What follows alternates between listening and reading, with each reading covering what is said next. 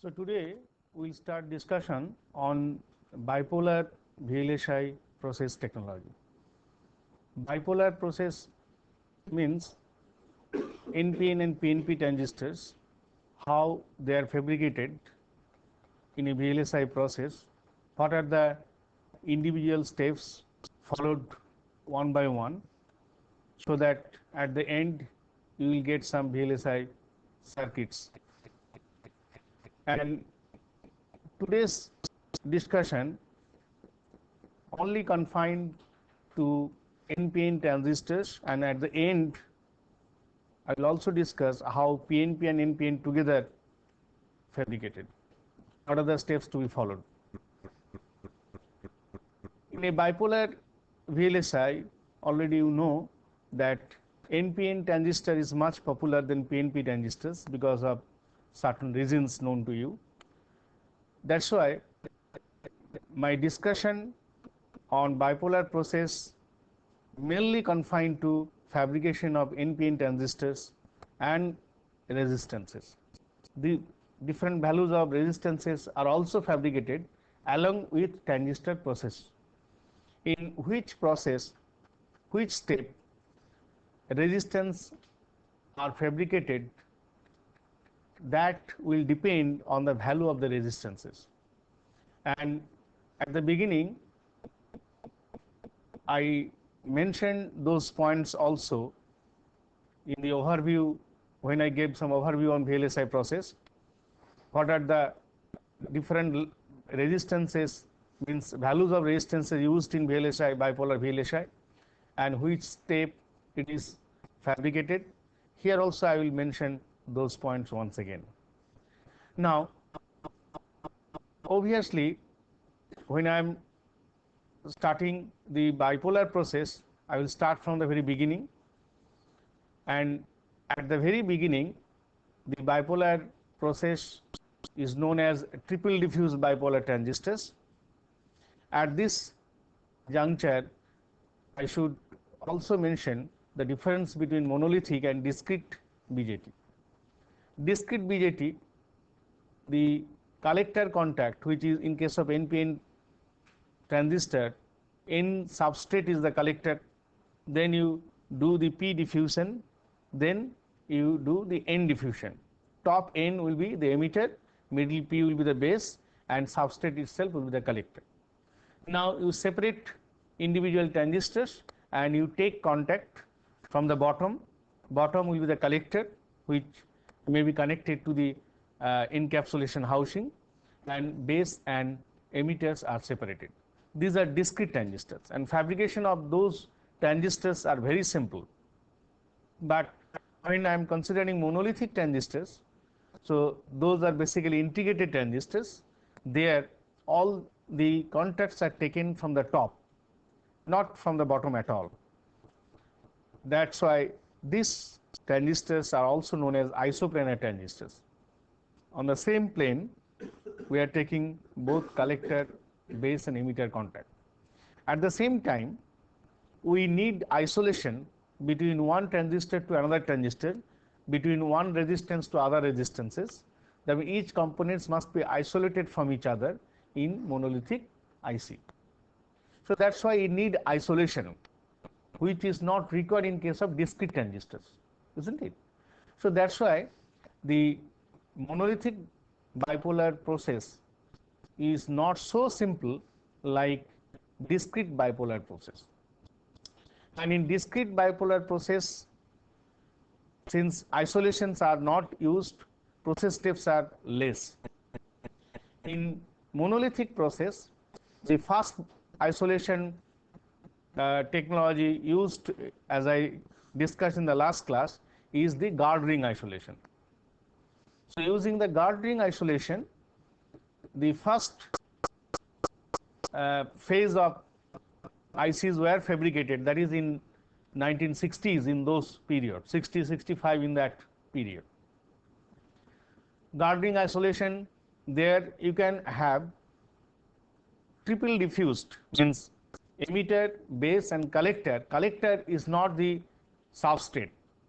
So if the substrate is the collector, then the freedom of the collector dopants and collector resistivity, so to say, is lost.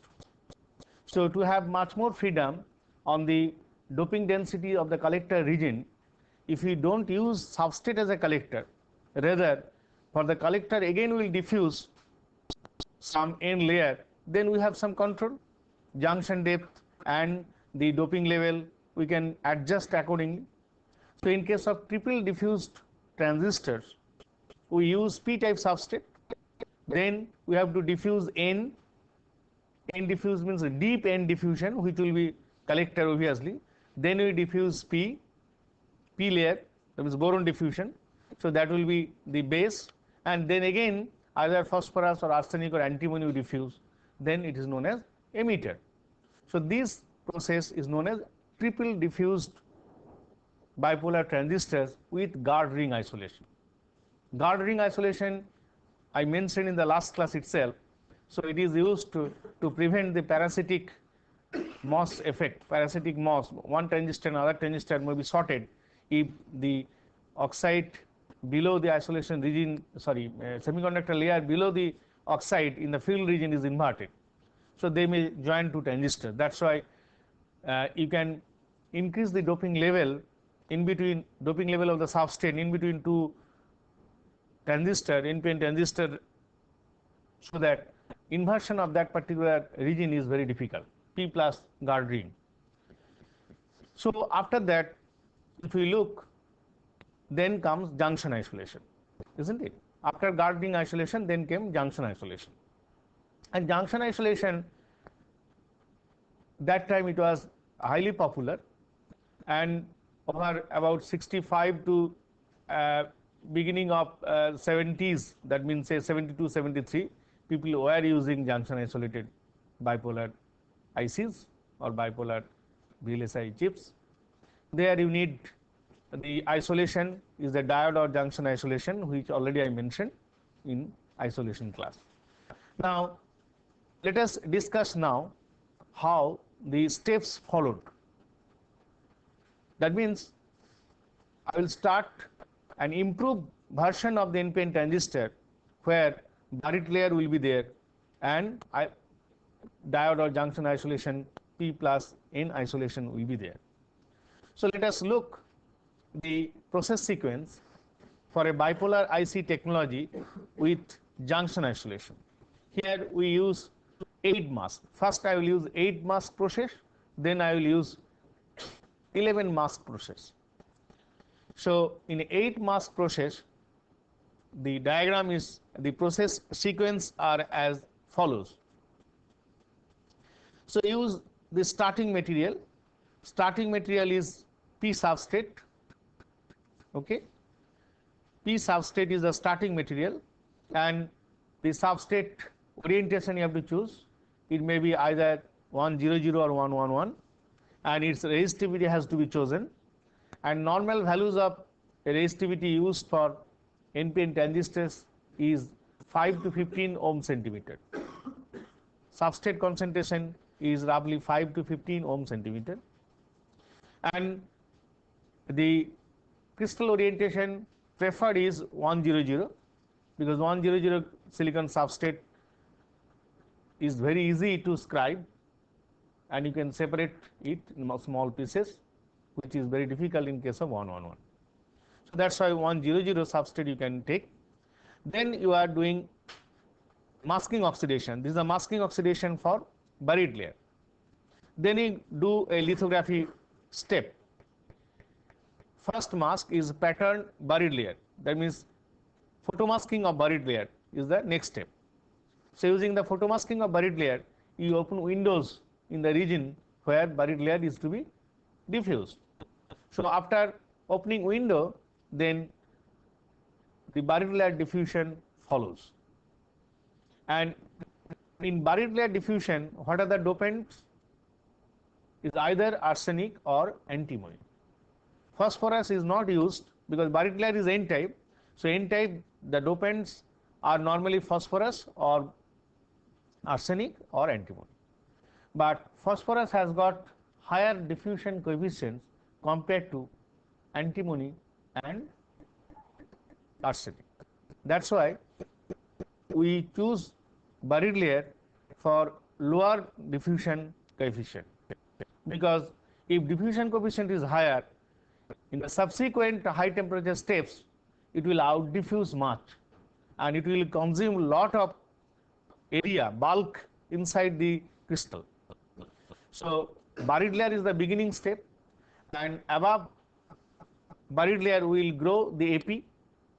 So if the doping selection is not proper, dopant selection is not proper, then what will happen?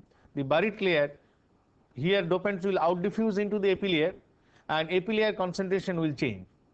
And not only that, in left side and right side it will out diffuse much, it will consume larger volume. That's why when you are choosing dopants for buried layer, you have to choose lower diffusion coefficient dopants. Okay, so that is either arsenic or antimony. So now, some cases arsenic are used, some cases antimonies are used. Both has got some advantage, disadvantage. The antimony and silicon mismatch of the atomic size is there. So that's why antimony, if you diffuse for buried layer, there is a chance of some defects, crystallographic defect, because the size, volume, atomic volume of antimony and silicon wide mismatch, which is matched in case of almost in case of arsenic. But arsenic, the problem is arsenic, there is a problem of out diffusion, because arsenic segregation, that is one of the problem. So both the cases have some advantage and disadvantage. Even then, in some cases people use arsenic, some cases antimony.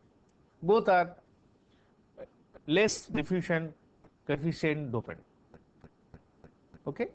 Now after the buried layer implantation or diffusion, whatever you do, then you go for just drive-in, because if all or most of the diffusion process followed by two steps, one is pre-deposition and drive-in, and if you implant it, then implant followed by annealing. Okay, so both steps follow subsequently. Now next is you remove the oxide from the surface, because next step is the epitaxial epitaxial deposition. So for epitaxial deposition, you remove the oxide here, then grow AP layer. Okay, you grow AP layer, and after that you again follow masking oxidation. You deposit silicon dioxide or grow silicon dioxide for next masking layer. What is the next masking layer? Next masking layer will be the isolation. Second mask is pattern isolation, photomasking of isolation. Photomasking of isolation means after the masking oxide is grown, then go for lithography using isolation mask. Then isolation region, open windows. After opening windows from here and here, then you diffuse boron. So in epitaxy, if you diffuse boron, so that means here the boron and substrate boron, they will join together. So here also, if you diffuse boron through AP, boron is diffused and it reaches substrate. Substrate is p-type. That means drive-in step is longer, so that the boron reaches the substrate. Okay, so you are getting an island. So this is a P, P, and P, and inside the N layer, N island you are creating. Now, at this stage, improved bipolar process follow a specific step that is known as a deep collector. That's why it is shown in a red arrow. So deep collector means here again you open a window and diffuse phosphorus. Okay, N plus phosphorus. N is the epitaxial. So in N you are N doping N. So that N will drive in longer distance to reach buried layer. So that the from this to buried layer in this particular encircled region, it will be a highly doped phosphorus. N-type epitaxy is a phosphorus doped, and this N-type deep collector plug, sometimes it is known as plug-in diffusion. You are creating some N plus plug. The N plus plug reaches the buried layer so that it will give a collector contact, and the contact resistance will be less. What is the advantage of this?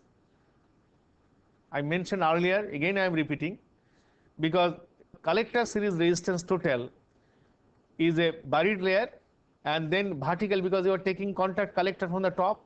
So this and then going up. So this plug, if you don't use N plus, so it will be the epitaxy resistance. So epitaxy resistance is higher, epidoping is not very large, isn't it? So it is of the order of 10 to the power 5 into 10 to the 15 or like that. So this resistance is higher. So automatically total collector series resistance, that means through which the carriers are collected and reaches the collector terminal. Collector terminal is at the top, on the top plane. So they will face high values of resistance, and which will increase the delay, because carrier reaching at the collector terminal takes longer time, means delay increases. So you cannot enhance the speed of the device. So that's why the deep collector is an extra step. If you incorporate, then your delay, that means collector series resistance will reduce, and collector delay RC, C is the collector base junction, that is the capacitance, and this capacitance and collector series resistance is R, that RC delay will reduce. Okay, so that's why deep collector step you can follow after this isolation. In any process, now onwards I will discuss either bipolar or MOS or BiCMOS, whatever it is. The deep diffusion layers are done at the beginning. So gradually you follow a step which is shallow diffusion. You cannot have emitter first. Emitter is a very shallow diffusion. Then you cannot make base. So subsequently, shallower diffused regions is done at the later stage, isn't it?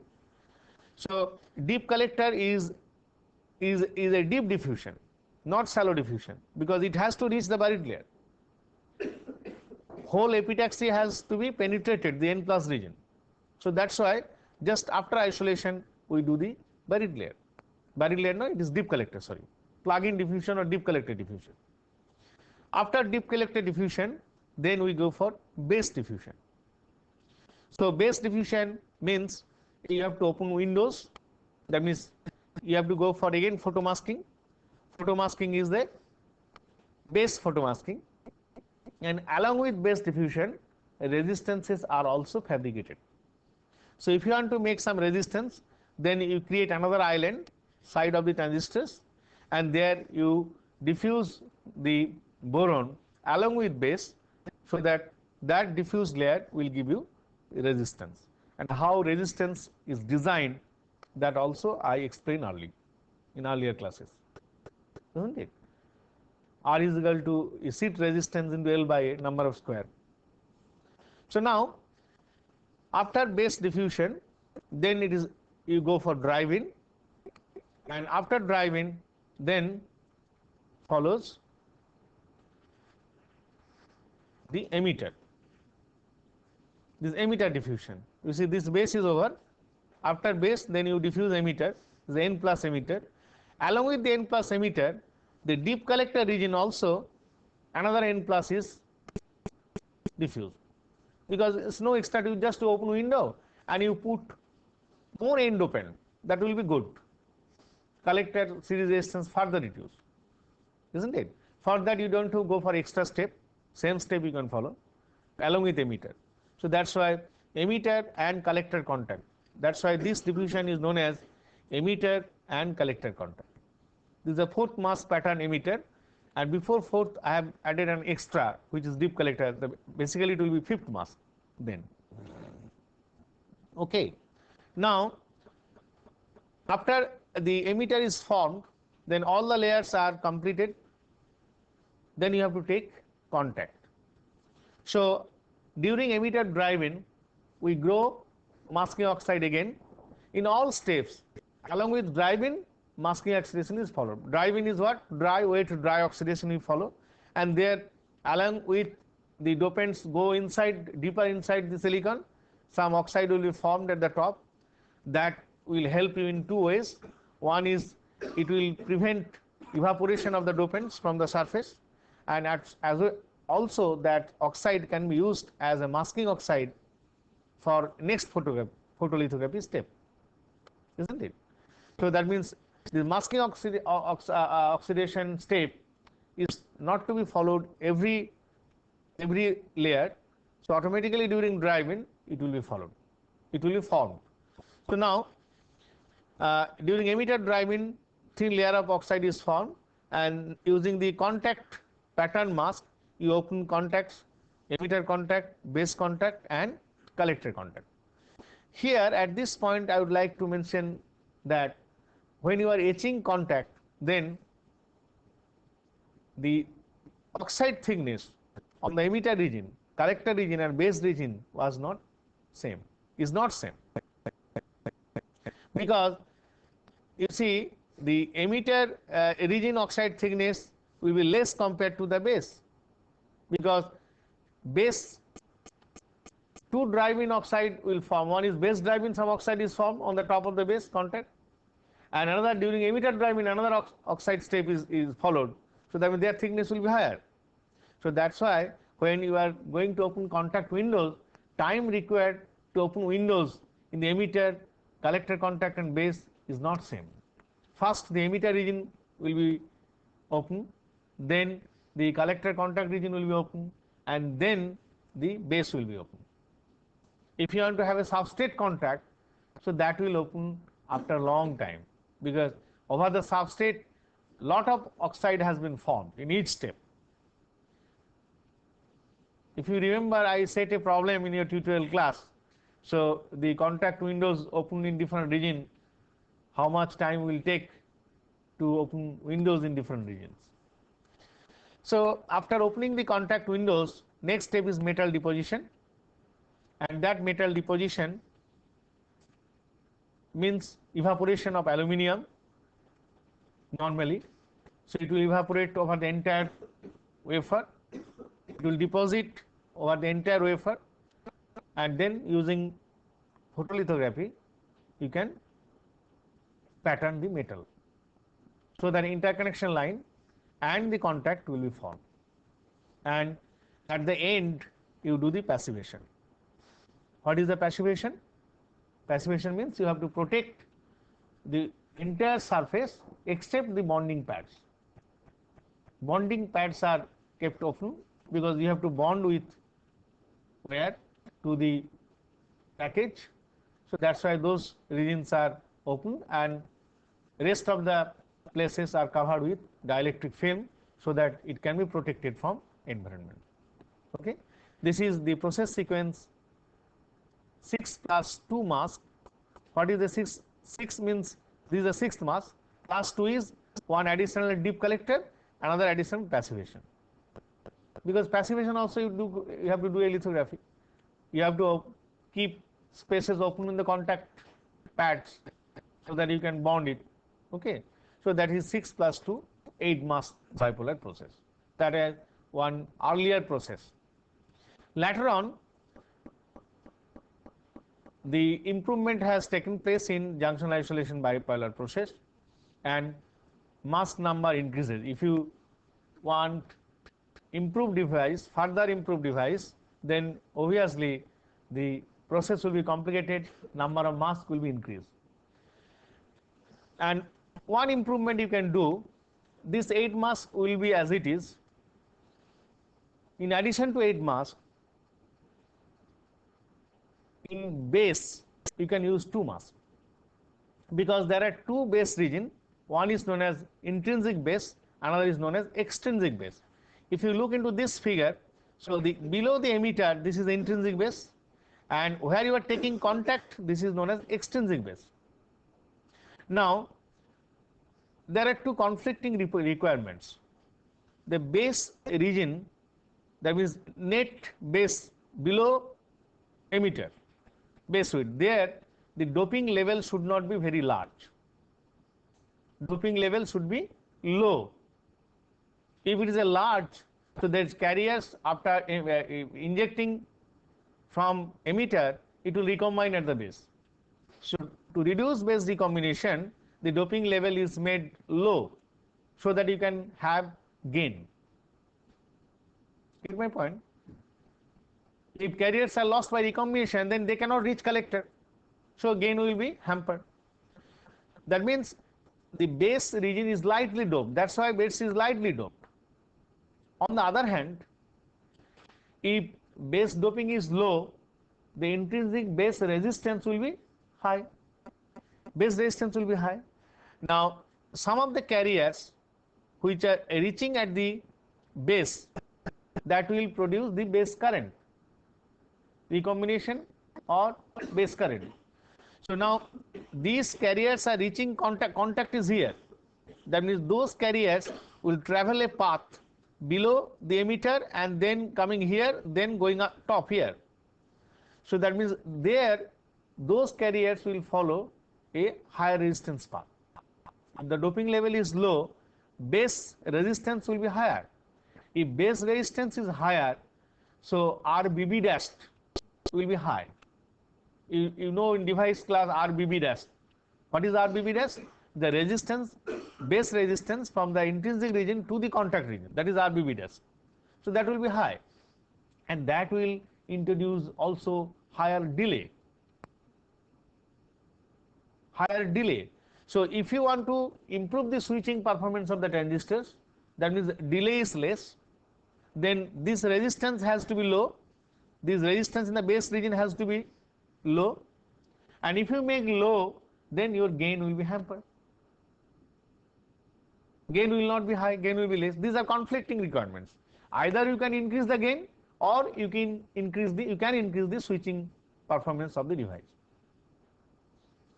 Both cannot be done simultaneously. That was the limitation in this process. Later on, what people thought, they introduced another extra step which is known as extrinsic base diffusion. Intrinsic base diffusion is a basically actual base which will govern the transistor beta, and below emitter base is thin here and is lightly doped, that maintained. So that will govern your beta. But this region which is known as extrinsic base, where you are taking contact, unnecessary this region is not used for working transistor. This region is not governing the transistor action. So this region, if you can increase the doping level by addition of extra diffusion, which is known as extrinsic base diffusion, then here resistance will be low, more dopant you diffuse there, P plus you diffuse here, extra diffusion, then here resistance will be less, and your if higher diffusion, resistance less, that means base resistance will reduce, RBB dash will reduce, and it will improve your switching performance of the device. So that's why people introduce in a later process, advanced bipolar processes, two base. One is known as intrinsic base diffusion, other is known as extrinsic base diffusion. So separately you can control the gain as well as the delay. Delay means RBB dash. Base resistance separately you can control. Okay. So that is the second process flow. So that is with junction isolation, which require 11 masks. And earlier was 8. So 8 plus 1 extra, that is the extrinsic base, that is 9. What are other two? Other two is for double level metallization. Because if complexity increases, you may not manage with one level of metal, interconnection cannot be managed with single level of metallization.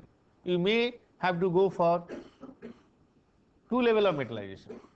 2 level of metallization means you have to have two extra masks. One is for vias, from first level to second level you have to open windows, that is for vias, and the second is second conductor.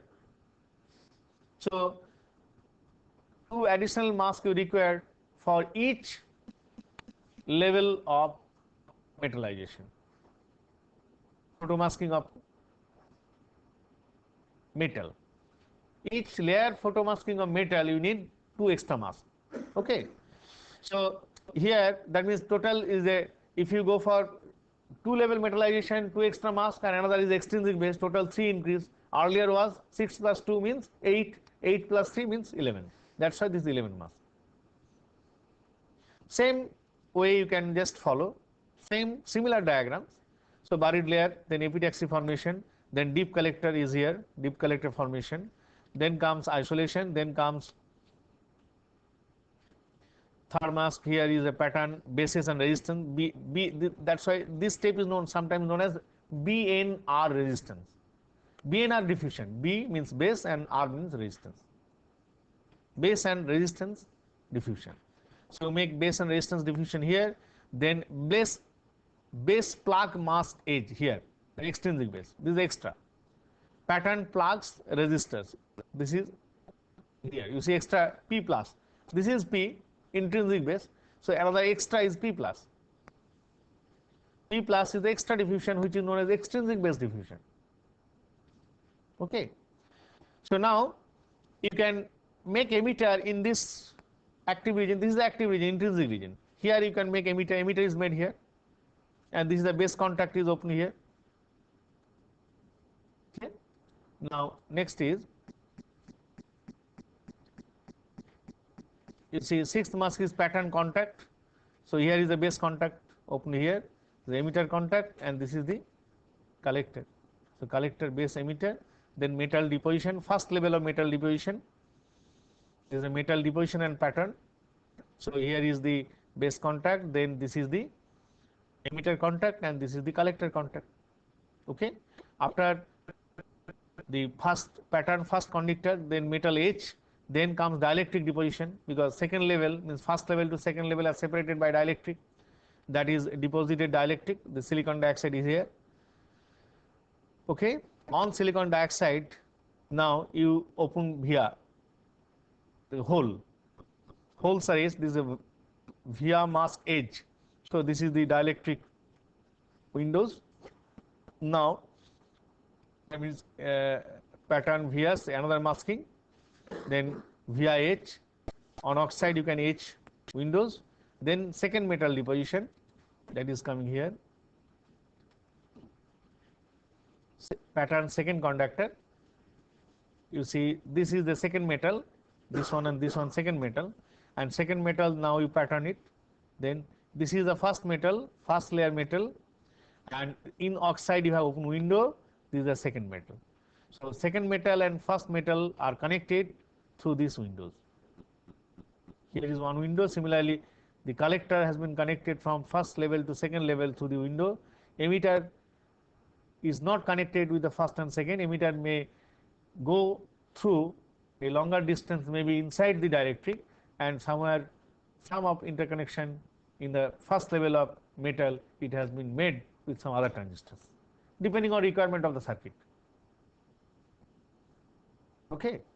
So top is the pattern overglass deposition. This is for passivation, overglass etch, then the assembly, final test, package, and shipment, like that.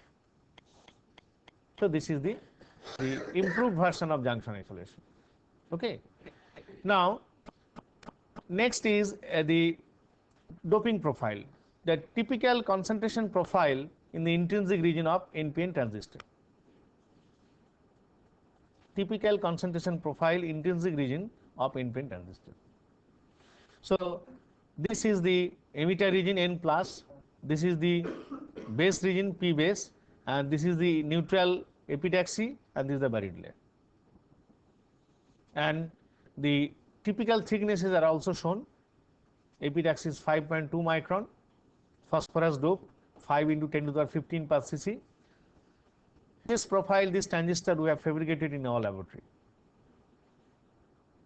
this IC, basically one IC is made, bipolar IC, ECL gate, some gate has been fabricated in our laboratory, and this is the profile we use, and these are the process parameters and device parameter also. Buried layer is antimony, 80 kV, 1.5 10 to the 15 per centimeter square.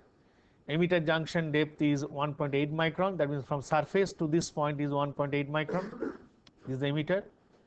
Then AP and substrate junction is 9.42. So up to 6 micron it is plotted. So after the buried layer, then comes substrate. So substrate and AP junction 9.42 micron. Because you see how it is there, 5.2 is epitaxy. Now you see how far the buried layer has gone down. When epitaxy has been formed, then substrate and AP junction is 5.2 micron. P substrate and AP. Now buried layer out diffuse at the end. So you see the bulging of the buried layer, it will take shape like this. Now at this, if you increase the scale here, so somewhere here will be a substrate junction. From the surface it will be 9.42 micron. Okay. Base junction is 1.78 micron. This is here. This is the base junction. Net AP width is 1.12 micron. This is 1.12 micron AP width net. So this is one base, only intrinsic base. Extrinsic base is not used in this particular process. A typical example I gave you, the doping profile in the intrinsic region and the various parameters. Now, the limitations of the junction isolation process is already known to you. Limitation is you cannot increase the density of the components, because the junction isolation process consume lot of space in silicon for isolating one device with other. Because P plus isolation, it takes or encroach lateral space both left and right, and lot of silicon space is wasted. So in advanced VLSI process, junction isolation is not used. Not only that, the PN junction is used for isolation, reverse bias PN junction, that will give you capacitance, and that capacitance will affect the high speed operation of the device.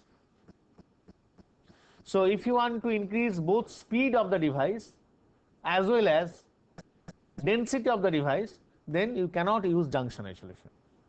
The solution is LOCOS or oxide isolation. So a LOCOS process is now discussed. So this is process flow for an oxide isolated triple diffuse bipolar technology.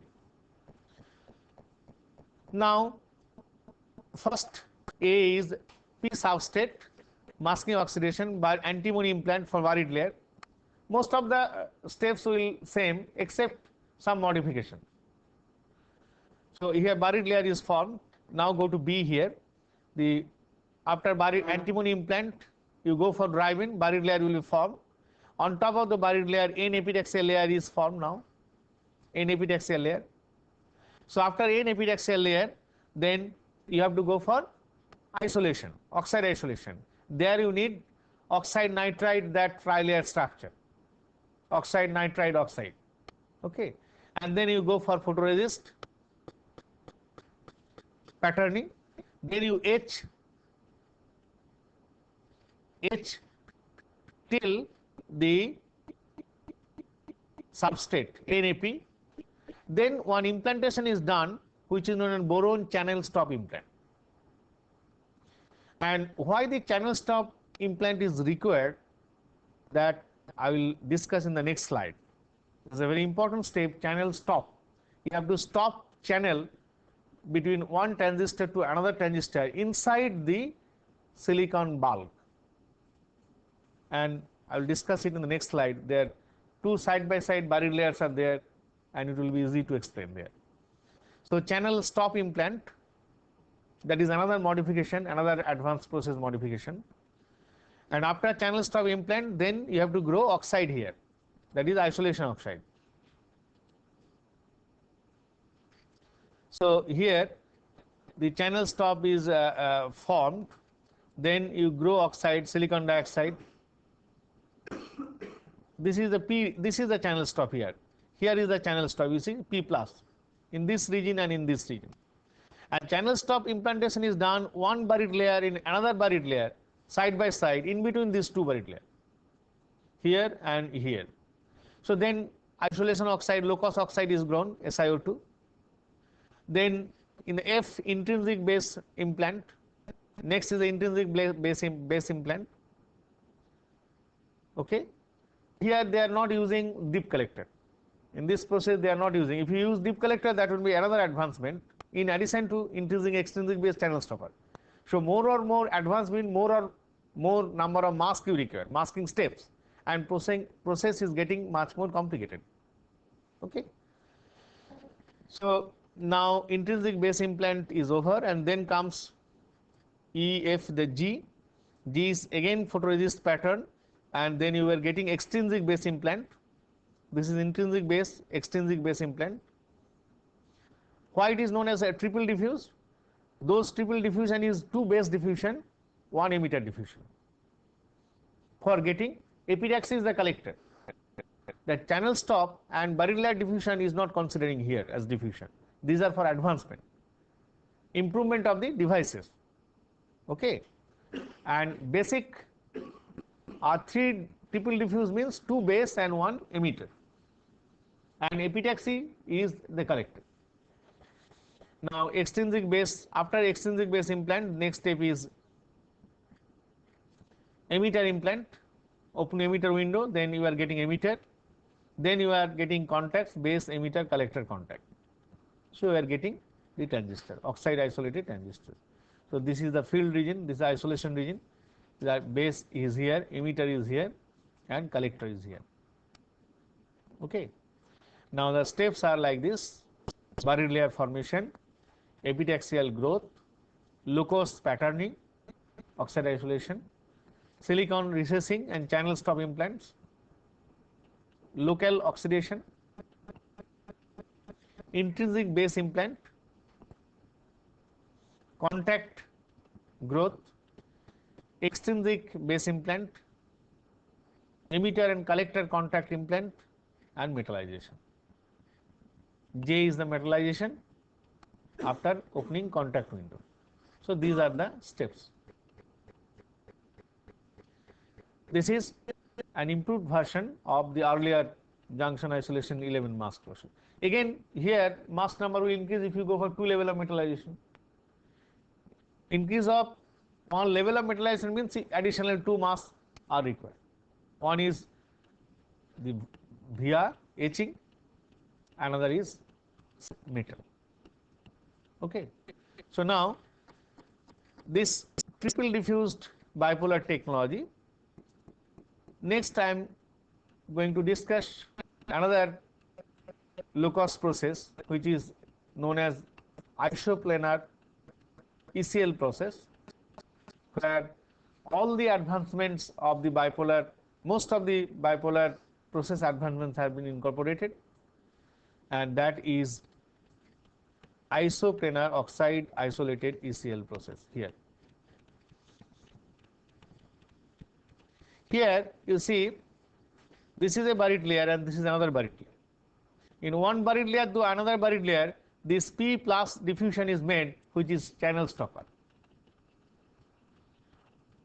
Just few minutes back I told you I will discuss the channel stopper. Now if you don't use the channel stopper, then what will happen? You see this buried layer and this buried layer are very close. If they are very close, if substrate is some ground or some negative potential, then here another PN junction, N plus and P junction. So that reverse bias. So depletion layer width will be there. So depletion layer width of this P substrate and N plus buried layer, the sidewall depletion layer width may touch each other. Since in between two buried layer small space is allowed in high density circuits. So there is a chance that side wall depletion layer width of the adjacent buried layers may join together. If they join together, so then what will happen? This buried layer and this buried layer will touch each other. So your purpose of isolation is lost. So this buried layer and this buried layer, if they connected together, that means collector of both the transistors are connected together, isn't it? So that's why the channel stopper is used. If you increase the doping level of this P substrate region, if you don't use this channel stopper, here will be P region, lightly doped substrate. So that doping level is increased to P plus. If you increase P plus, so that means inversion is not possible. Depletion layer width may not approach further. So that is the use of the channel stopper. You can stop channeling between one buried layer to other buried layer. Other process follows like this. NPTEL layer, then is a tri-layer structure. Oxide, nitride, oxide. Then you see the isolation region. Here is isolation region. Isolation region is created. Then comes etching of silicon. 55% silicon is etched in isolation, oxide isolation LOCOS process. 55% etched here, here and here. Then oxide is grown. Some small amount of bar speak will be there, and the epitax is thin here, of the order of 1.05 micron is used in this process. And this is the island, and this is another island, and this is the collector region.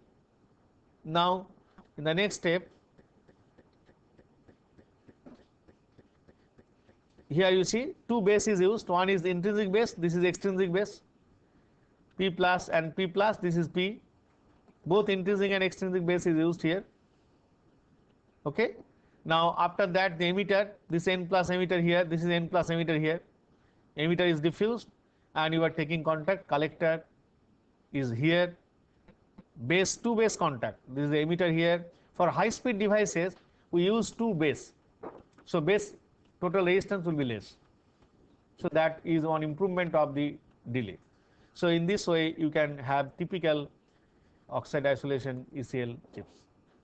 Okay. Let me stop today.